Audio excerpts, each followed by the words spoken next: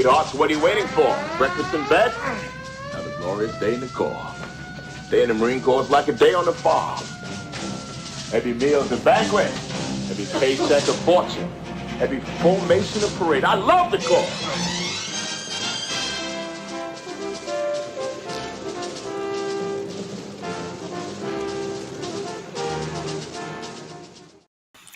Welcome, brother. How are you It might today? be my favorite. I don't know. I think that's my favorite opening. I love that.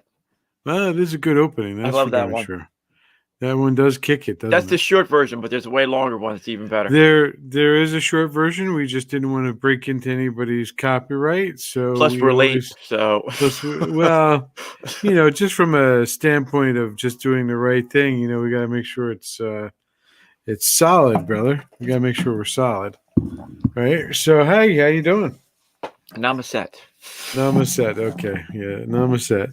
All right, so tonight's topics, I'm going to be doing updates. You're going to be doing the Chauvin, which is, for those of you out there who are unaware, is the trial of what happened in Minnesota with George Floyd. I will be doing an update following that with China. I will be doing a China update, and my brother will finish us out with a look at what's so great about America. All right, does that sound right to you, brother? Sound like Yes. All right. So tonight's updates. First, I want to start with.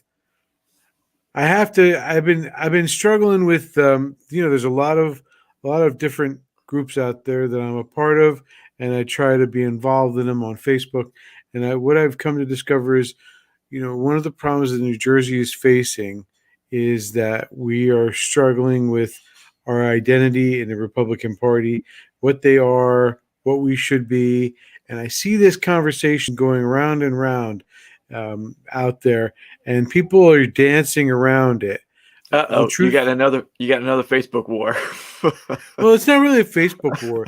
But what I've discovered, I'm going to tell you, I've done some research, and my research, from what I've been able to tell, is what it comes down to is we have a number of people who are saying that they're Republicans, but they don't want to stick with Trump. That's the message that they're putting out there. And it's not, they don't understand that there's Trump, and then there's the America First agenda. And I've discovered that I think that they are also not America First agenda guys. So they're not America First Republicans. That's what it comes down to. So some of the evidence that I've developed is, I've taken some screenshots of stuff, but what it comes down to is there is still a very strong group of people out there who are standing by President Trump. There are still a number of people who do keep the fight going, and we are standing strong. Yeah, I got to tell you, listen, I was going toe to toe with people who I thought were really strong, good Republicans. You got another Facebook war. No, it's not. I wouldn't call it a Facebook war. Do you give them up for Lent? No. What I've discovered, though, is it's like this. This is the way it works. You have these people that I thought, and I've listened to these Republicans say, listen, when we have to have a primary, but when we have the primary is over, we got to stick with our guy, right? So what I've discovered is they don't want to stick with Trump because they think he's narcissist. They think he's it's all about him, right? They think that he's not a conservative. And I got to say, they're aligning themselves. They're trying to push themselves as Lincoln conservatives. Lincoln did violate the Constitution. So if you're going to stick with that mentality, and the reason why Lincoln did it was because it was pragmatic, because he was trying to keep Maryland and Delaware from seceding from the Union. So he had to make sure that he wasn't surrounded. So he took away habeas corpus, right? But he did that because it was pragmatic. Trump did what he did, whether you want, and I still haven't heard what he did that was so unconstitutional. What he did was, if you want to say he violated the Constitution, He did it because it was the government that he had. He's fighting an uphill battle. They talk about his budget being out of whack. We had COVID. It's really hard to hold him accountable for that. If you're going to hold him for accountable than that, you might as well. I discovered, John, that they're using the same talking points that the Democrats are using. The same talking points. You see stuff like Trump is flawed, and when I ask questions, what I discovered is they run from my questions. They can't handle. Tell me what he is narcissistic. Tell me what exactly makes him narcissistic. Tell me what exactly did he do to violate the Constitution. I don't get answers. So I don't want to spend my whole time on it, but I do want to make that point that we have an internal, we definitely have this internal struggle, but what these pseudo Democrats, I guess maybe that's the best way to call them, because despite the fact that people tell me they're really solid Republicans, you're undermining the party right now if you're not going to support Trump, because he's supporting the America First agenda. And I'll say the same thing that I said on Facebook. You show me a fighter, because you got in a Facebook war again. You show me a fighter that has stood up for us. You show me a fighter who's, when pushed, he didn't curl up like a Mitt Romney. When he got called names, he fought back. And when he did what he needed to do. John, listen, for nothing. Supposedly, these three people he put into the Supreme Court are conservatives, right? But those people were vetted. He stood up to China. He stood up to North Korea. He actually walked into North Korea. And, we have people who are attacking him because he tried to fix things. He solved the Middle East problem. And now it's all open again. You started. John, he was on the path. Give him 4 more years, he would have fixed it. If not completely, enough so that even Biden couldn't screw it up. But Biden's going to screw it up. So like I said, I don't want to spend a lot of time on it. I do want to move on to another issue. I've decided, I just put out this press release today. I did some research on our buddy Josh Gottheimer. So now we're moving on to the next thing, brother. Okay. No longer on Facebook. But this is a Facebook post. I put up on the website this press release. Josh and the 31 Congress people are pushing to have more money dumped into their account so that they can hire security and be protected. Now, I have made the point in my press release, and I'll say it here publicly, that Josh and his cronies there, whether they're Republican or Democrat, they have no problem making sure that they're safe over erroneous claims from January 6th. But you and I, we don't have anybody protecting us. Josh is one of the leading people who wants to strip our guns away. And right now in Congress, HR, and we talked about this, I think, a week ago or 2 weeks ago, there's a bill that they're pushing. That's one of the people who signed this letter is the one who's the co-sponsor. The one from Texas, Lee is her last name. I can't remember her name, but she's the one sponsoring this bill, and she's asking for more help. So in the bill that she's sponsoring, the anti-gun bill that she's sponsoring, she wants to publicly announce where American citizens who own guns are. She wants it on the internet. She wants it recorded. She wants all that data out there. And John, she's concerned, and so is Josh, that the data of where the Congress people live, and that information's out there. So they have no problem putting you and me at risk, and not allowing us to protect ourselves the way they're going to price gun ownership out of the market. But they are entitled to be protected. Do you see a problem with that? I see a problem with that. I see a giant problem with that. So that's issue 2. Also, speaking, since we're in New Jersey, we might as well stick there for this one. The Senate Republicans have gotten up and started to fight back against Murphy, and are pushing to have they did a hearing I watched a good portion of it. They did a good job. They did a good job of exposing Murphy and his practices and his allowing for COVID positive patients to be brought back into the care centers. He's exposed Murphy, or they've exposed Murphy. So we'll see where this goes. They should have a couple more of those. They had a few experts on there, some really decent experts who Was really. it was it to the level that somebody's going to come forward and claim that he was molesting her so that they can cover that up and divert attention, just like in New York? He's Was it that good of already a in. hearing? No, it was pretty good. Murphy's in the process of covering this up anyway. He's already fully involved. He's denied access to reporters of FOIA requests.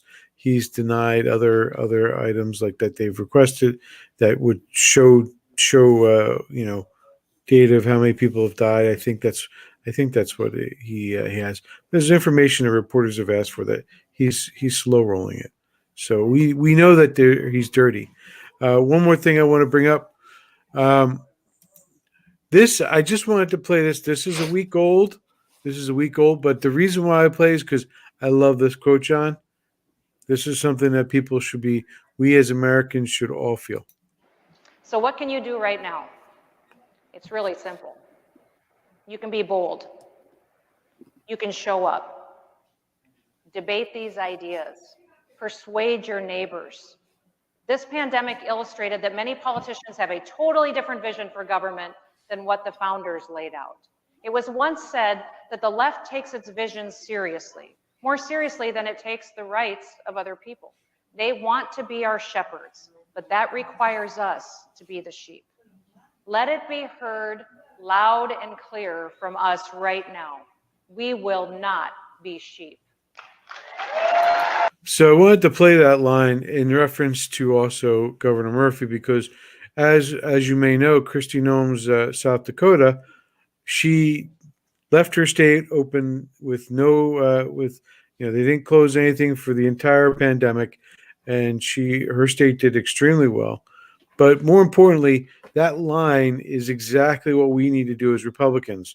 We need to step forward and fight back, and even if it means doing a podcast or a video cast like this and having, maybe it's only a couple dozen people who are watching. Maybe it only reaches a few hundred people.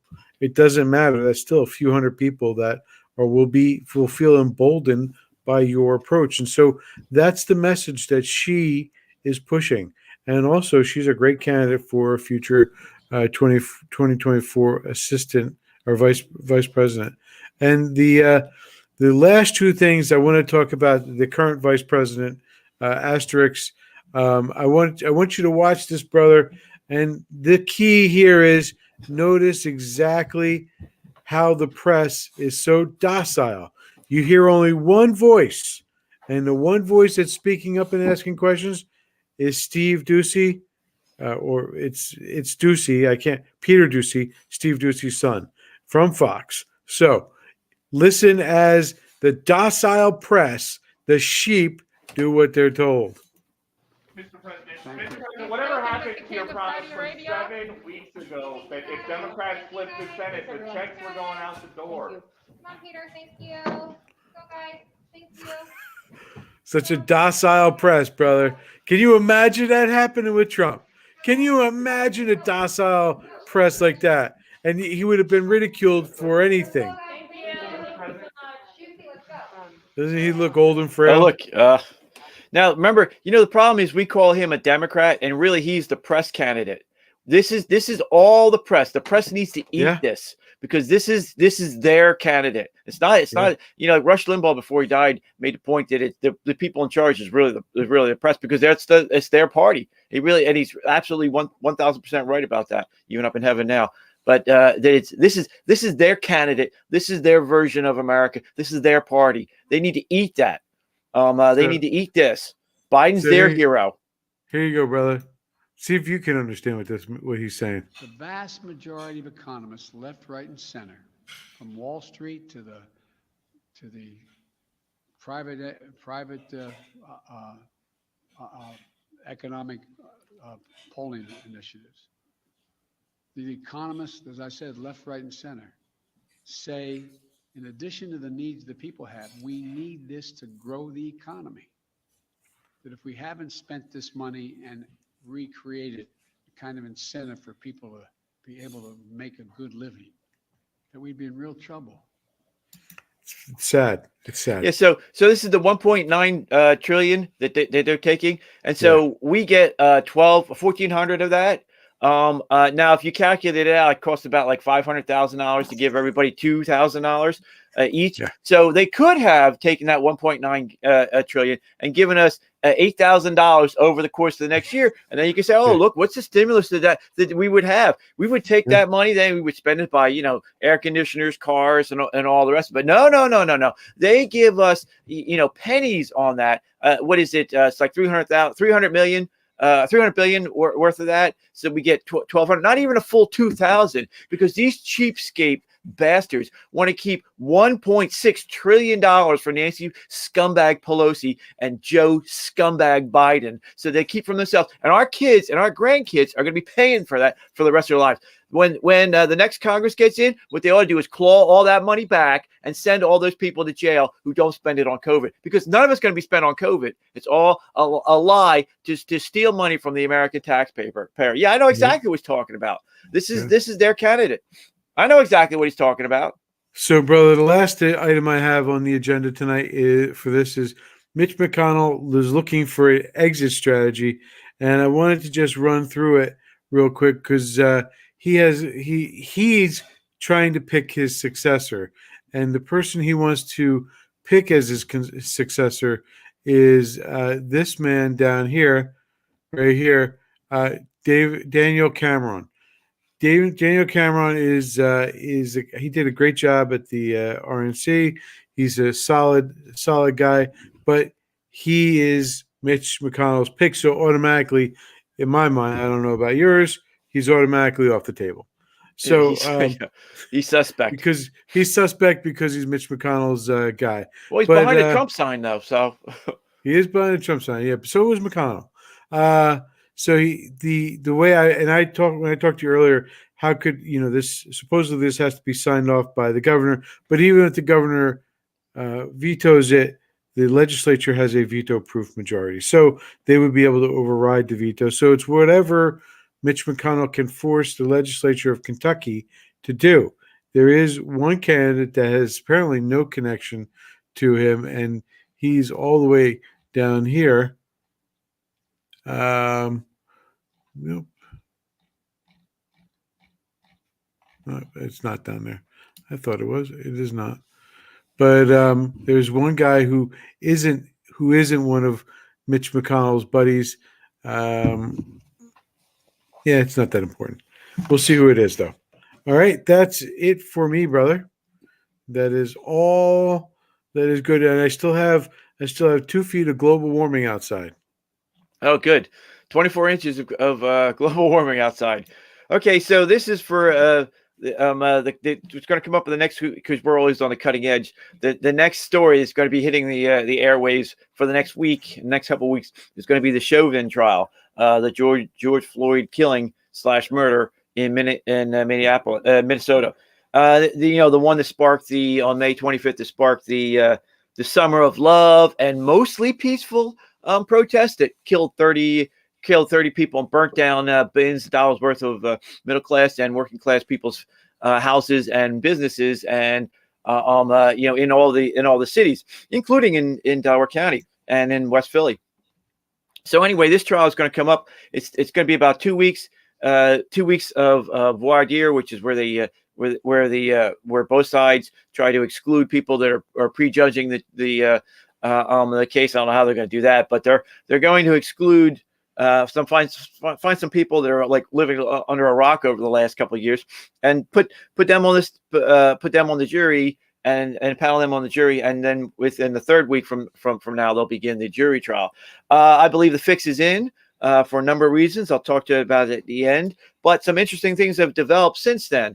He's been charged with 3 charges: 2nd-degree murder, which is your felony murder, and usually what that is for like somebody committing a robbery of a place. and then accidentally somebody dies in that that robbery, even though it was an accident, because it was in the commission of a felony, they call that felony murder. So basically, you have first-degree murder, which is the premeditation of murder, and which is, somebody hates somebody to the degree that they've marked it out on their calendar. They've gone and gotten the supplies. They follow the person, and they know their routine, and then they assassinate the person. And that's what your first degree murder is, and that's what murder is. But they've come up with two other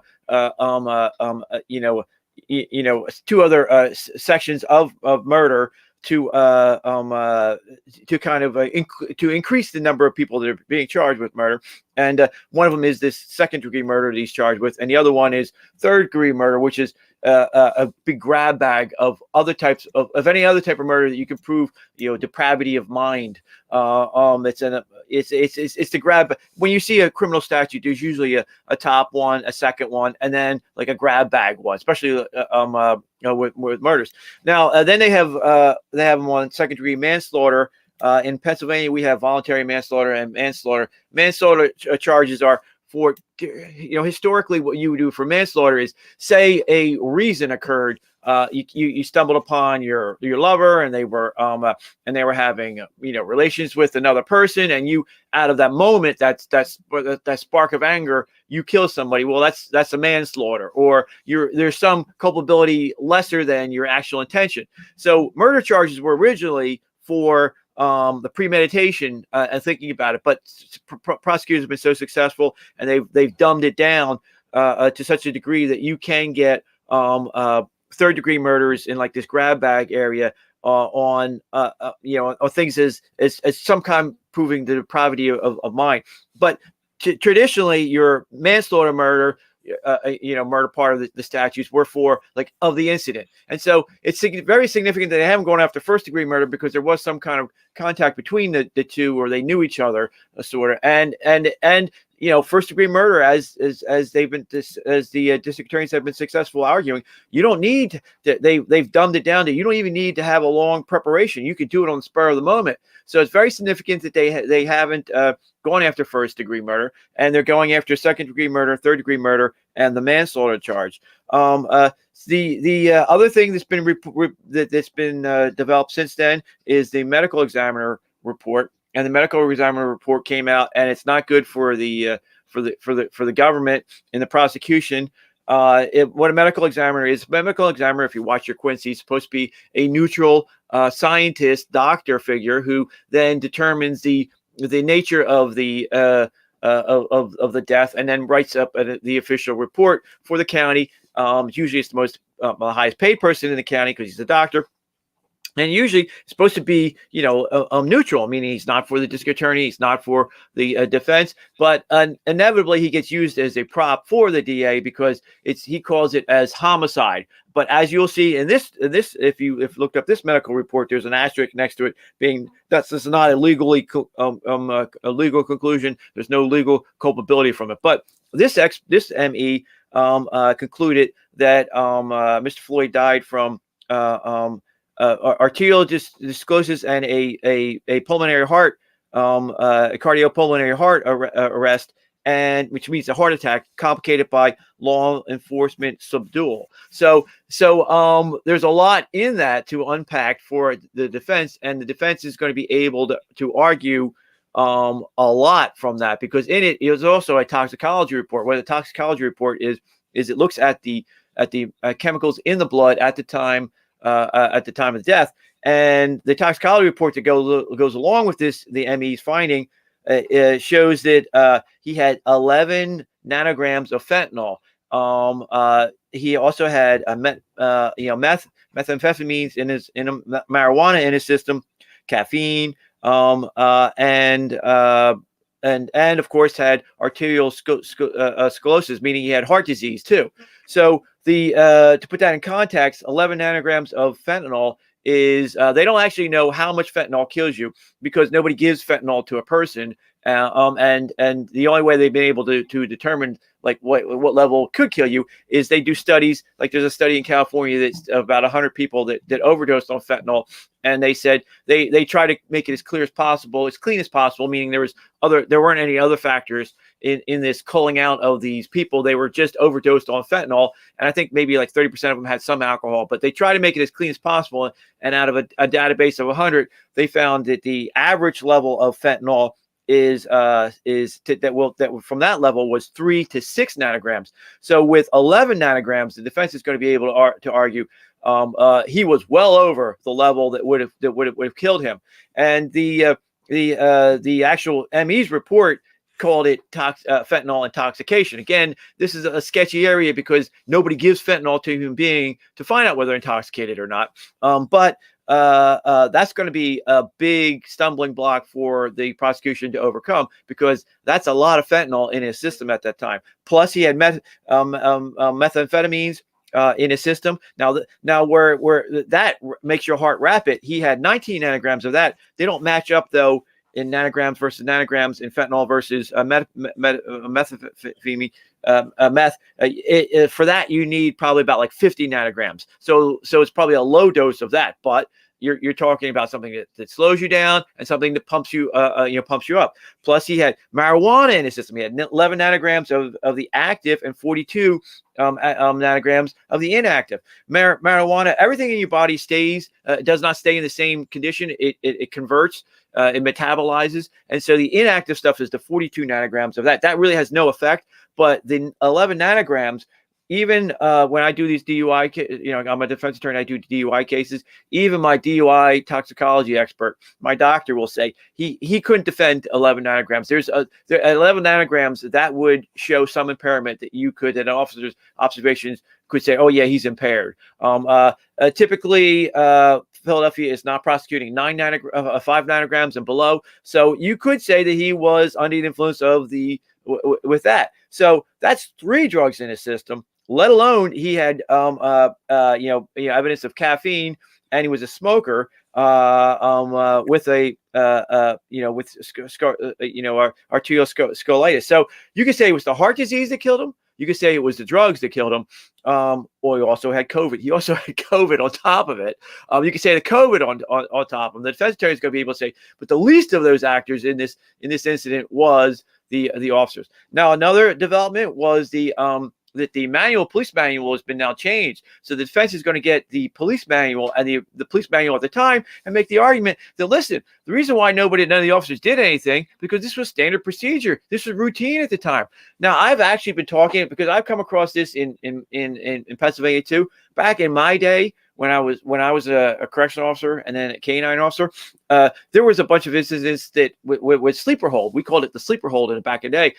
That's when you choke somebody unconscious with a chokehold. And in my day, that was verboten and stopped because there'd been deaths to that. And then I was stunned when I went back into this field to see in actual affidavits, chokehold applied. I'm going, what the heck are these people talking about? And what's happened is, because of the death of boxing, the beautiful science and the rise of MMA fighting. I love the MMA guys, but come on, some of that stuff is ridiculous.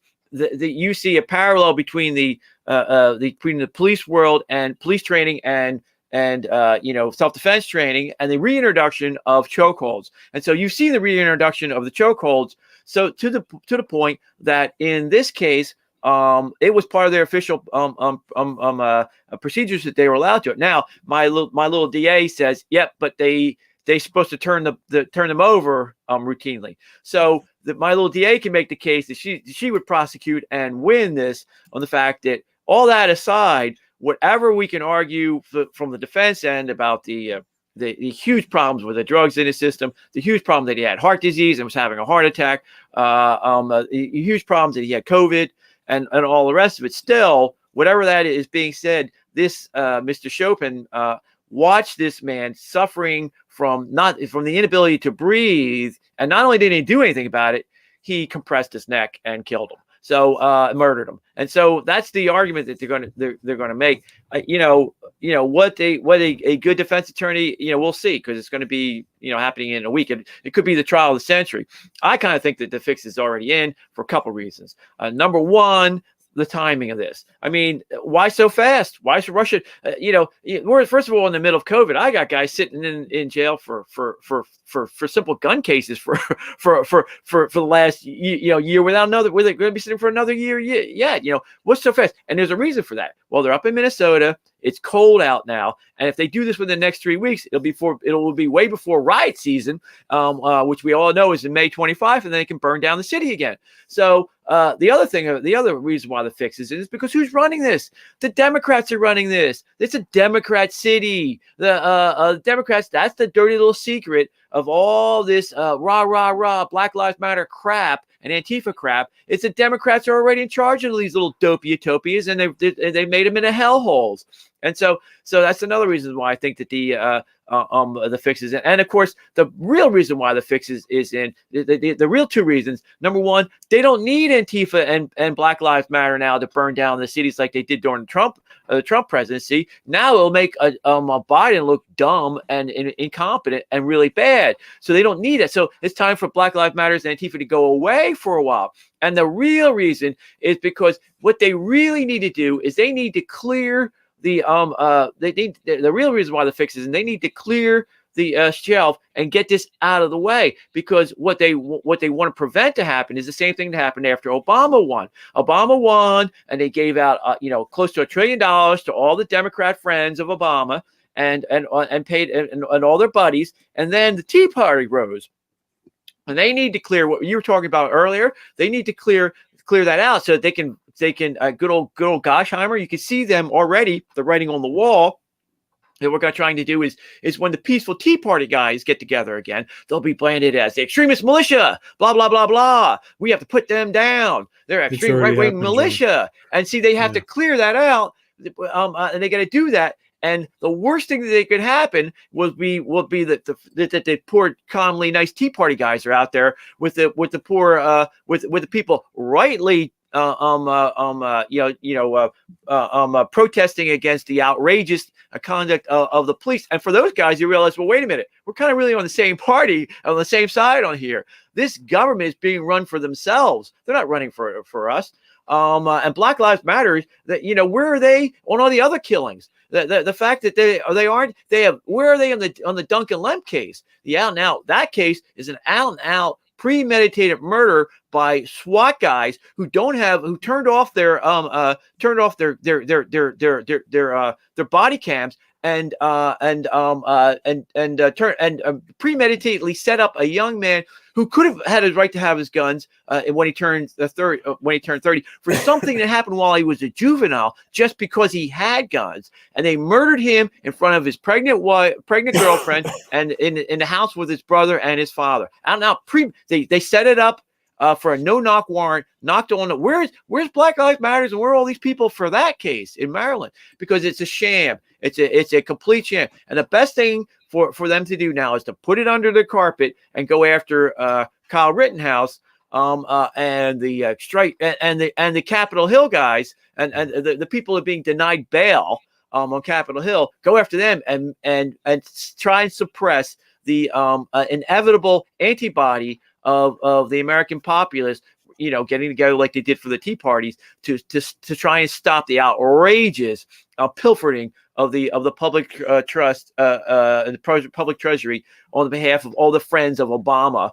the village idiot from Indonesia and his cronies. And so that's why I really think that the in the next that's why they're doing it now. They're rushing it forward through now, and that the fix is in, that they're going to tank this case and let him be acquitted, to get it done with now, to clear the the riot season, to really put down the inevitable Tea Party Part 2 that's probably going to spring up during the summer. So that's our Chopin update. Look forward for the next what's going on in the next 3 weeks. You're ahead now that you see a little bit about it. Now you know how the game is going to be played. Your Ballistic Patriot viewers are now informed and up to date on what's going to happen in the next couple of weeks. Well, right? there is one piece of that I just want to add on to that was going to make it in tonight's updates, but I decided to push it back until next week because I wanted to spend more time getting the information. The 2-year statement about what's going on with about them stopping the Tea Party and the ordinary average person from standing up. That is well in its effect because there are now the FBI recently came out with a report that they are classifying different groups, and they've actually used the word, and I'll talk more about this next week. They've actually used the word partisan parties. In other words, again, of course, you know what they're talking about. They're talking about the Republicans and any Republican who has shown or anybody for that matter that has shown disapproval of the administration. So this is already happening, brother. They're setting it up. This is what the FBI is going to be using as their matrix to investigate and to find something wrong, because you know as well as I do that they're going to investigate until they find anything wrong. That's what they did with Trump when they went after him for Russia. They tried to bait him. There's like they did with Michael Flynn, where they bait him into a what is that kind of trap? Process crime. And now I want to warn everybody out there, because this is something that I heard from a reliable source. Right now the FBI is in the process of going to people's houses who were in the area of the Capitol on January 6th and interviewing them. And their point of interviewing isn't to get information, isn't to get you in a position. No, the FBI, if any FBI agents ever show up, your legal advice from me is to be real simple. Say, no, thank you. I'm not going to say anything to you.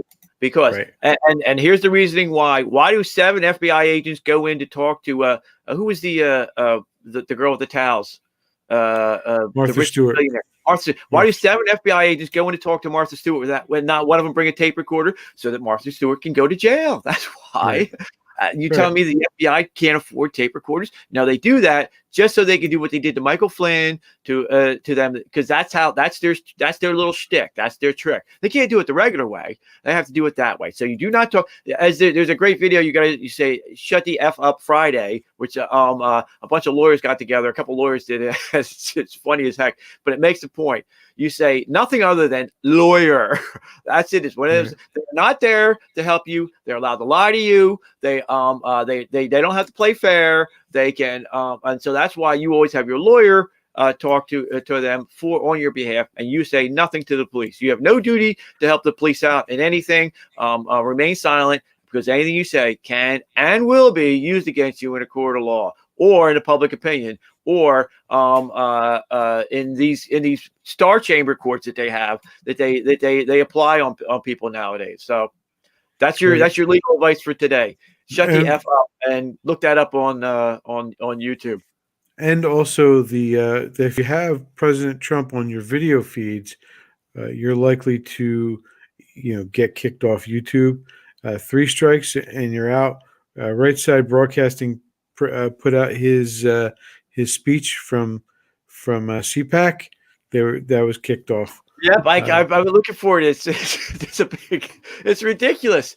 Censorship. These people who do censorship, they need to be canceled themselves. It's not extremism to defend liberty by extremism. It's the one exception to the proves the rule. It's the one exception to freedom of speech. The people who cancel culture, we should do a show on that, need to be canceled themselves. And are you ready for your section? Because you're going to do something real quick on.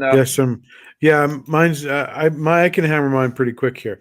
So the idea here is we have, I would say the coming war with China, but we're already at a war with China. We've been at a war with China for at least since the 90s, and that's because they saw that we were a country that we are the people they have to be if they want to be ruling the world. And again, I want to remind everybody that according to China, they own everything. Everything under the sun and heavens is theirs. That includes Mars, that includes the moon, that includes everything in the solar system. It is Chinese to them. That is what they're going to stick with. That's what they believe. So they're going to do everything they can to take control of it. Now, I did a piece this week. It just went out this morning, the war with China, where I break down the situation currently. We have, there is hope. Not much if it happens soon, but because we have a guy in the White House who's pretending to be a president, and I mean that because of what we just saw earlier. The guy, he, as you pointed out, John, is the media president. As Rush pointed out, he is the media president. He's not, President Asterix is not somebody we can rely on in order to hope to win. But here's the point. Right now, facing China is not just the United States. We are certainly the biggest player in the race, but we are not the only player in the race. You have the 4 countries that President Trump was already working with to bring into an alliance. That's us, Japan, Australia, and India, major players that we would need. Japan just put out a new frigate. They have several ships that they're putting together that are fast movers and littoral class, but beside the point, they do make great additions to a multinational force that would be part of the U.S. Navy task force. So you have them, but you also other players. The only country right now that has fought successfully, John, that has fought success, I should say, other than India, is Vietnam. Vietnam very much knows what they're dealing with, and they're very afraid. All these countries that are on the border with China are very afraid because they know what they're dealing with. That includes the Philippines. That includes all the countries, Thailand. They all know what they're getting into. They all know what they're facing. And what they're looking for is somebody to come along and say, we're backing you up. You can, I don't know about you, brother, but I have zero faith in the Biden team, which has been bought and sold by the Chinese several times over. And so to that end, I want to bring up tailored to China's. I want to bring up something that happened last year under Trump, but I'm pretty sure he doesn't keep track of all the sycophants of the Chinese in his administration. He couldn't. So China forced Fauci's assistant to sign off on an NDA to not disclose. It was a confidentiality agreement meant to, you can see it on the screen, to protect China so that they would not be able to release information. So whatever the deputy went in there to see, China would not allow it to be spoken about. And this, by the way, brother, is the typical Chinese deal. I also want to point out that China recently, before I do that, these new emails show WHO and Fauci's National Institute of Health gave special accommodation to Chinese communist efforts to control information about COVID. So in other words, we didn't know what was going on in China with COVID. No big surprise. We were helping the Chinese cover it up. I shouldn't say we. I should say Fauci and his assistant and the National Institute of Health. The ones that the Democrats suck up to. So that's one. I also want to make it known that the UN, as a matter of course, has been handing China information about when dissidents come forward and the whistleblowers within China want to come forward and are asking for help, and they're going to the international community for help and guidance and protection. These individuals in the UN are then turning over the names of these dissidents to the Chinese. John, this in our country would probably have someone locked up for a few years. Of course, in the UN, this is the way they usually do business. One more thing I want to cover here with China. What I got to you before about can we trust the Biden administration? let's talk about the red line, shall we? There's a nice little red line that there's a dangerous practice. Here it is of supporting Taiwan, the democratic island that Beijing claims as territory. Further on in the article, it is, of course, that's not it. What I want is right here. Wang calls the CCP's claim to Taiwan an insurmountable red line, an issue about which the regime has no room for compromise. John, there will be an invasion of Taiwan soon. Whether China is ready for it or not, they are going to invade with everything they can, and it's going to kick off either a firestorm or it'll be nothing. Probably nothing with the guy who's been bought and paid.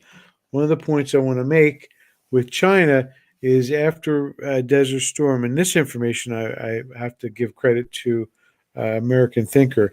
They recently did an article about this too. They point out that China recognized that there was only one way to defeat the United States. One of them is to buy the politicians. We know that politicians have been bought. We know that the least of those politicians, and I do mean least when I say this, is Swalwell and his bang bang with Fang Fang. That is the least of them. But we also know Di-Fi. We also know that we suspect a whole handful of Democrats and Republicans who have been bought and paid for by the Chinese. We know they own a good portion of the California Assembly and the politicians over there. It's like it's like the farm team in California, John. The farm team for the Chinese, because they buy a lot of them, assuming that they're going to move up in the world to Congress. But they got the California legislature locked up because they recently didn't want to have some event celebrating Falun Gong because it was against Chi-Coms. So we know that that's happened. We also know that they've been having a trade war with us for decades now. They've been buying up our property, stealing our intellectual property, buying up our corporations, stealing our intellectual property, bankrupting the corporations that aren't selling out to buy what's left over, such as the entire new energy market where we are giving up where the Chinese are making solar panels on the cheap and then buying, selling and competing against other companies in America. We can make solar panels here, but we can't sell them for the price that the Chinese are subsidizing their companies over in China to sell them for. So we've been in a trade war. We've been losing a trade war. The other red line, of course, is we cannot talk about the million Muslims who have been locked up by the Chinese. Of course, when it comes to denying or allowing Muslims into our country, we can fight about that and blame Trump and go after Trump and attack Trump, Orange Man bad. But when the Chinese lock up 1 million and use them as slave labor, whoa, LeBron James keeps his mouth shut. Buy some more NBA gear, will you? Buy Nike. some more NBA gear. Get some more Nike gear. Get some more of it. Buy all that you can. It's only those Muslims over there, those slaves over in China making it. That's all I have, brother. I'm a little disgusted, but whatever. Till next time. All right, so we have the last segment, which is, and I was already over time. Last segment, which is what makes America great. No, what's so great about America? What's wrong with America? What's wrong with America? Absolutely nothing. That's what's wrong with America, except that it's not American enough. We haven't finished purging ourselves of old world stupidities like slavery and socialism. Part of the problem is that, conservatives will say, that's Marxist, and we'll think that's it. And that's it. That's all we say. We'll think, John, that's the argument made. We won the argument. If you were talking to these constitutional conservatives, you would be talking possibly populism right now. That's well, what we're talking the problem about is here. the problem. Listen to what I'm saying, and believe me later. When I say the problem is we say Marxist, but we don't point out who Marx was. He was a twit, a moron who did love poetry to the devil. He thought of himself as a poet. We know this from a great book by a historian named Kangor. He's a great guy, great historian. And so he saw himself as a poet. And what did he do? He wrote poetry to Satan. So he's like one of these fake atheists. He wasn't a fake atheist. He was playing for the other team. He was playing for a different master, and that's who the master is of anybody who's a Marxist. They bow down to the Prince of Lies and evil. They bow to their evil master. And so when we say Marxist, we can't stop there. You got to say, that idiot who wrote love poetry to the devil. He was a devil. He was in love with the devil. That fool who also never took a bath. Who also was covered in boils, including on the end of his little medulla. Who also lived off of not one but three trust funds. So he's a 3 times trust fund baby from his dad, from his wife's trust fund, and of course from Engel's trust fund. So he's a 3-time loser that way. And of course, today, if he was alive today, he'd be on a sex offender list because he molested the worker in his the family long-term a maid who he molested and impregnated with a child. So he pulled a Cuomo or wannabe Cuomo on them. Or small, I don't know which one you want to, which scandal you want to point to, but pulled that on. So that's who Marx was, and so we just the problem with Republicans is we say, oh, you're just a Marxist and leave it at that. No. We have to let them eat their own crap, and the other, the other point that I wanted to make about the what's wrong with America, because of course last week I said I got into an argument with not a Facebook war, but Facebook war, brother. No, I can't do those. A real I argument. haven't figured them out yet. But I got into the argument about and the ignorance of blaming America for everything. We're colonists. No, we did not colonize America. America was settled by religious and political refugees. The colonials were the idiot European powers. Of course, the colonists were the idiot European powers. Just like slavery. America did not create slavery. First of all, slavery was already here. From the very first time that good old sweet Columbus showed up on the shores of Hispaniola down in the Caribbean, he found the Indians would run off, and he would find the people that would stay would be the slaves, and the people that the slaves that they were fattening up and that they'd castrated to eat. So he found slavers and cannibals. That's who Columbus found. Slavery is endemic to the human nature. I don't want to pick on the Indians any more than the Africans, but the actual institutionalizing of slavery in America happened by an African gentleman who was in the 1619 Project, was apparently an indentured servant who released his who finished his indentured servant period, then had property in Virginia, and then bought up a few other indentured servants. And then one of these indentured servants wanted to leave. Of course, that's when you went to the British Royal Court and filed suit. And the British Royal Court in Virginia found out that this man name was John Castor, was an indentured servant for life. So the institution of slavery was created against the actual English tradition of indentured servitude and against the Catholic Church's prohibition against slavery. In a British royal court, it was America and the institution of America and the founding fathers who first moved. That they were the first people to actually ban a slave importation. They gave it a kill date. They said no more importation of slavery, and they set the process by recognizing slavery as people and giving a mechanism to say, listen, you southern states, you want power.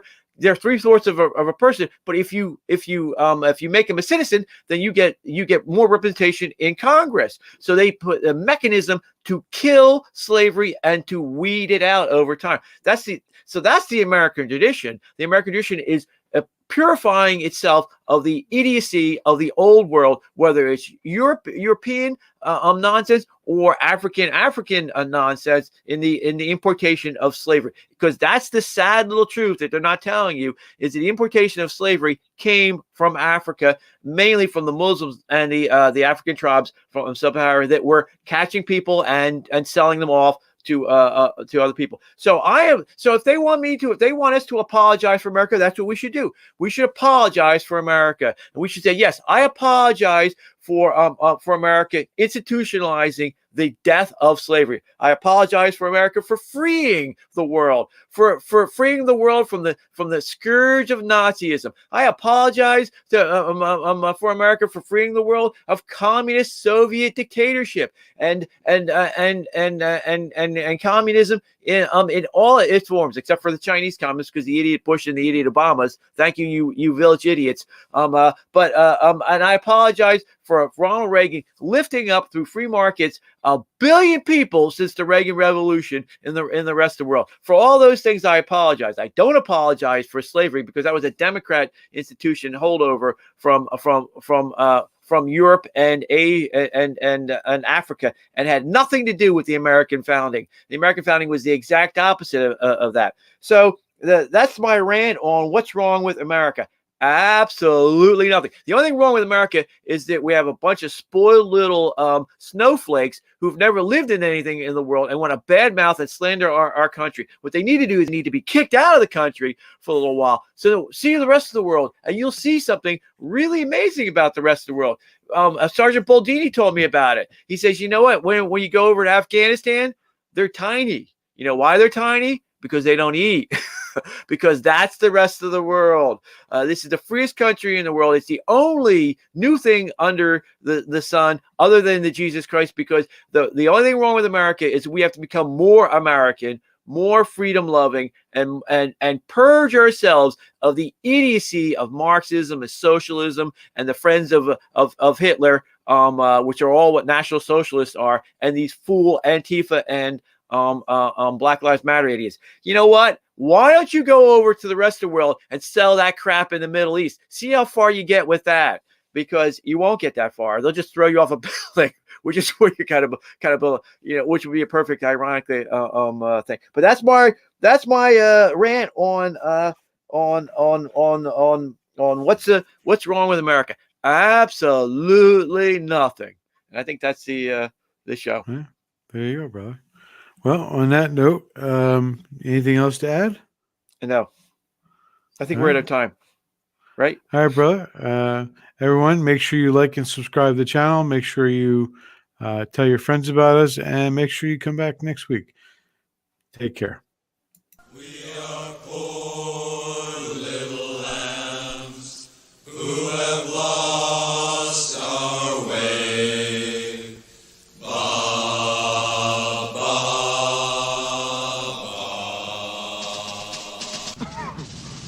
All right, sweethearts, what are you waiting for? Breakfast in bed? Have a glorious day in the Corps. Day in the Marine Corps is like a day on the farm. Every meal is a banquet. Every paycheck a fortune. Every formation a parade. I love the Corps.